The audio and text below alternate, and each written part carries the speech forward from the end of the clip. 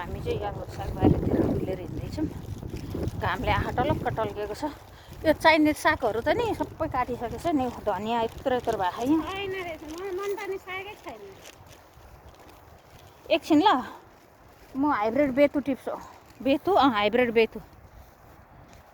बेथु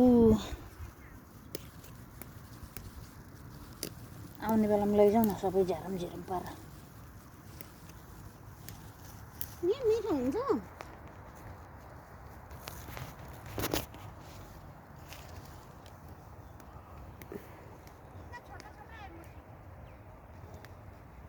गाइस हाम्रो दिदी चाहिँ यहाँ साग टिप्ने रे होइन, बेथु रे, हाइब्रिड बेथु रे।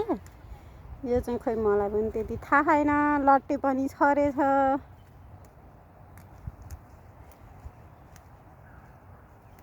यो चाहिँ भाइरल बनाइदिनु होला है गाइजहरू सबै। दिदी हेरेकै हेरे भाइरल सागबारी बनाइदिनु है सबैजनाले। सपोर्ट सब्सक्राइब सबै गरिदिनु हाम्रो दिदीलाई। अब खै के भनौँ, बोल्नै आउँदैन।